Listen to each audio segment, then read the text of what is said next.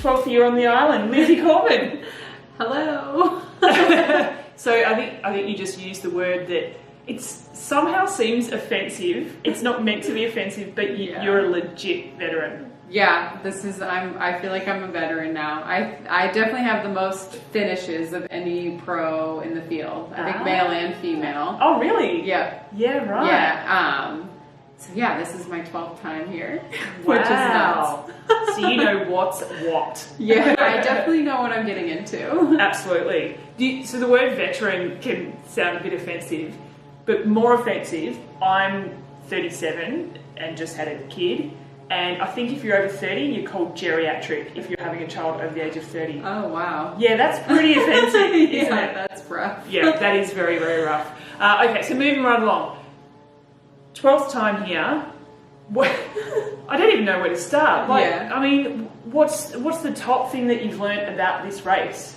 Yeah, I think the thing I've learned most about this race is just I never know what to expect.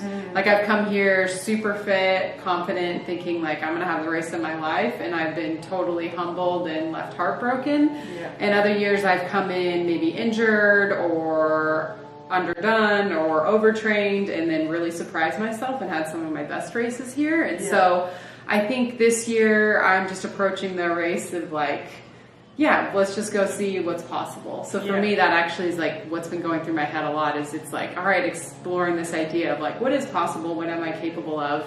And kind of releasing the idea from expectations or pressures of like, I have to go top 5 or I have to go top 10. So my last few years, I put a lot of pressure on myself and put all my eggs in the Kona basket. And this year, I guess I just wanted to have like a different approach. So this race takes no prisoners. It's so at least for me personally. And like, if anything, I have so much respect. I've said this in interviews for people like Rinny or Rachel Joyce or Heather Jackson or Daniela Riff that can come year after year after year and perform and always be on the podium. Because for me, like, I look at my 12 Konas and it's kind of like this. I've never had a horrible one. I think I've been in the top 15 every time I've raced here. So that's like a great feather to have in the cap, but I don't think, I mean, a lot of those years I've been 11th and 12th, which to me is the worst place to be. 11th is hard. I've been 11th and 12th probably more than I've been in the top 10. So it's like, that's rough. That's like where I don't want to finish this year. But then it's like at the same time, like, that's a lot better than 25th. Yeah, absolutely. Yeah, they've each got their dark parts of where you finish, huh? I imagine it's very, like you just alluded to, very, very hard. Well, hard to perform well here, but probably harder to perform consistently here year after year. Yeah, and that's what I'm saying. Like, people like Heather or Rinny that come here and no matter what, I mean, everyone has something going on or like a different path or a different journey to getting here. And so to be able to consistently perform and be in that top 5, Kaisa the last few years, like, I have so much respect for those athletes. Versus, like I said, I feel like I'm a bit more up and down with my Kona. Well, speaking of the journey to getting here, it was a bit different for you this year, racing Wisconsin. Yes. Good one. Yes, I've done all right. I mean, to be honest, I follow you quite closely anyway, so I don't feel like I need to research you that much because I know what's going on. But why the decision to race such it's either called a late race or a very early race for the next season. But either way, it's just before Kona. So I think I did Wisconsin when I sat there and thought of the pros of doing it versus the cons. My pro list was huge. But first of all, really, I wanted to approach Kona differently than I've done the past couple years. So the past couple years, I've put all the eggs and the pressure in the Kona basket. And for the 6 to 8 weeks leading into Kona, it's been like Kona, Kona, Kona, Kona in my head. And then I've come here and had a disappointing race and just left super bummed out. And it's actually kind of been not that fun to get ready for Kona the last few years. I think because like I've put all my pressure and put all the eggs on the basket of like doing well here. So this year we wanted to try something different. And so that was kind of one of the reasons for Wisconsin. And then the other reasons for Wisconsin were just, it's a bucket list race for me. I've heard it's one of the best races in the U.S. and I've always wanted to do it. And so we were like, why not? And then it was a women's only event. So with that, the women's only coverage is awesome, but then it's also double the prize money. So so from like a business perspective, I made more money there than if I got fourth here.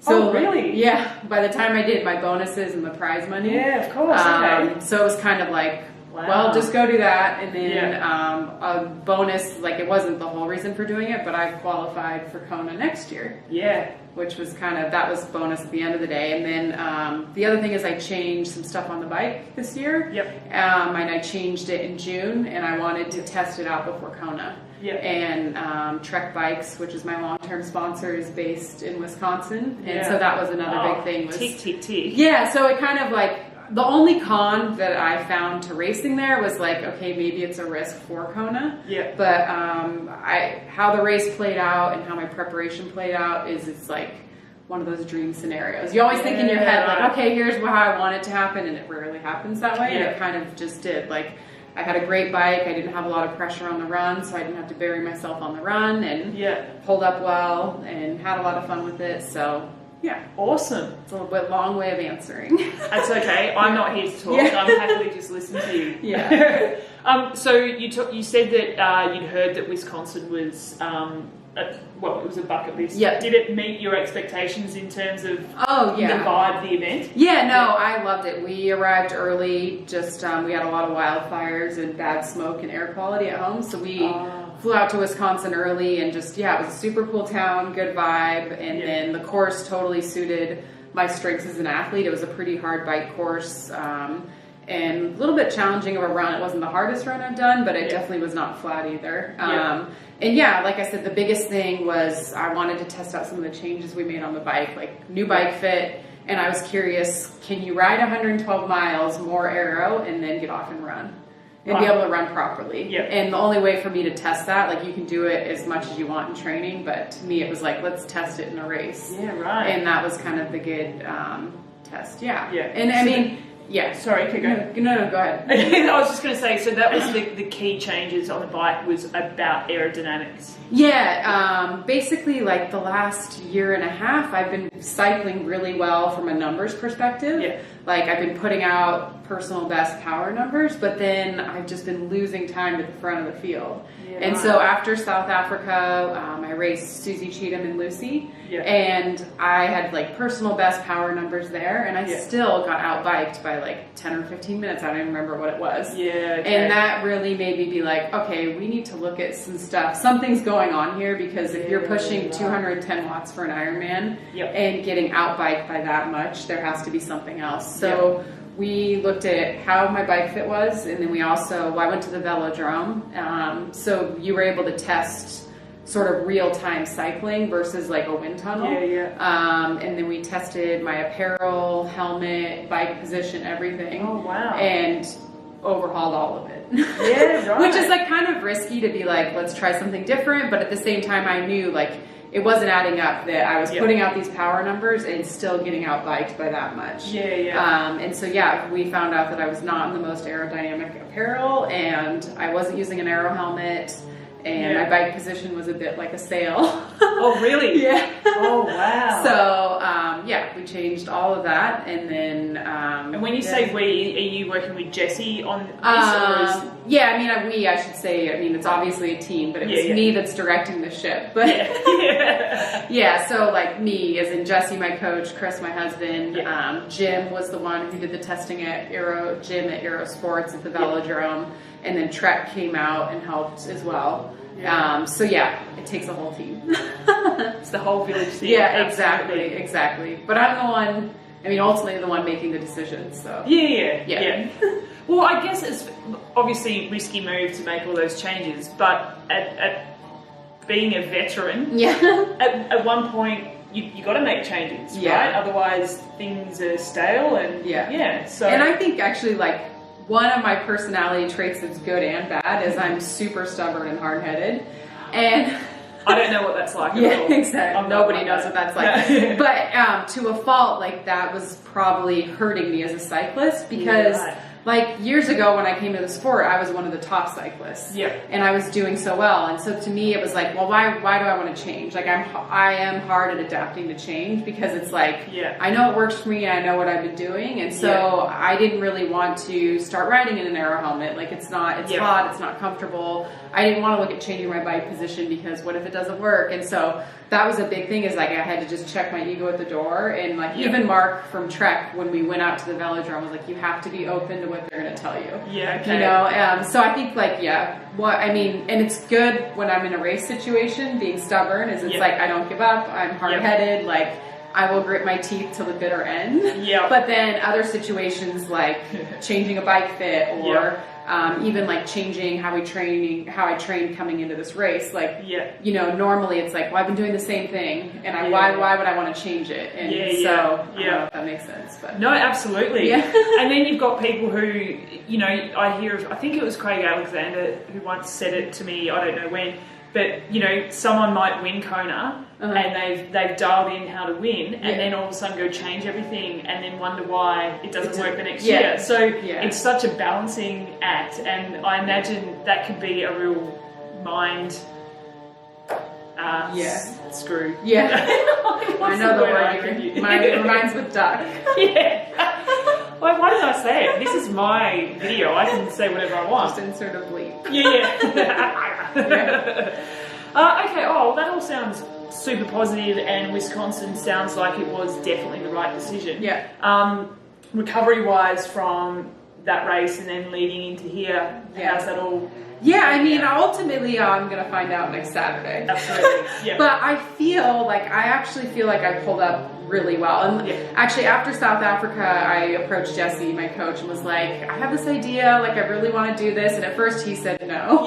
He's like, no way, like, Kona's too big of a race. And then he thought about it. And the thing that I have going for me is probably this year's been the most consistent I've ever been, health-wise and training-wise. Like, I haven't missed but like probably 5 sessions all year.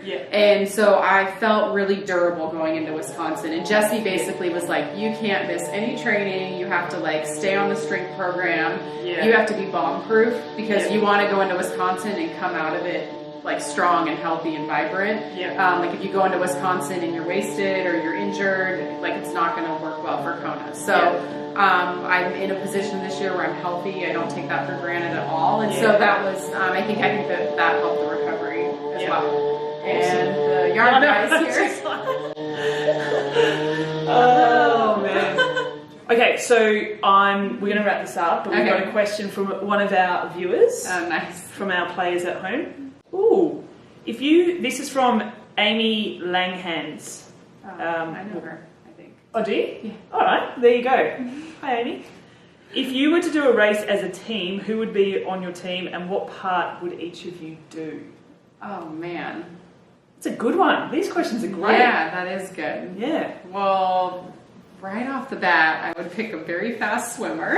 Oh, who would that be? I'm going to have to go Lauren Brandon. Excellent. USA. Yeah. Oh, okay. We're going to have a USA team. Yeah, see, I like that. It doesn't have to just be about winning. It's about who you're going to party with later. Oh, we're going to win too. Yeah, okay. And I'm going to pick Heather Jackson as our cyclist. Nice. Go HJ. Yeah. And then I'm going to be the anchor and be the runner. I love it. That's a solid team. Yeah. And then how will you celebrate afterwards? Oh, beers. Beers? Yeah. Would that be the go-to for each of you, do you reckon? I don't know about Lauren. Yeah. HJ and I for sure. Yeah. Lauren can just be the one bringing them from the bar. Yeah. She's from Texas though. She may be, Okay. She may be down with the Shiner Bock though, which is a Texas beer. Oh, okay. So yeah. What is that? I know. Yeah, it's a Texas beer. Right, okay. She's a Texas gal. Yeah. I don't think she's a massive drinker. Okay. But anyway. Me neither. I've not once spent any time with you at like 2 o'clock in the morning after the race. Not once. Sorry, Mom. You're not sorry. Yeah. She'd join you, I reckon, if she could. Yeah. All right, well, thank you very much for joining me once again. Yeah. I appreciate it. I appreciate that you guys have all come out to me and taken into consideration. Thanks for watching, everyone. Yeah. Frankie's as adorable in person as she is on the photos. So true, and I don't have to say it. Have a ripper day on Saturday, and we'll catch up with you.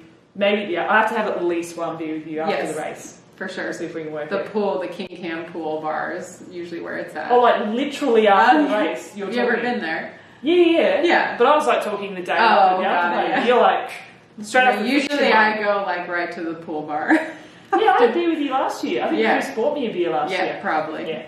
All right. We'll sort that out. Done.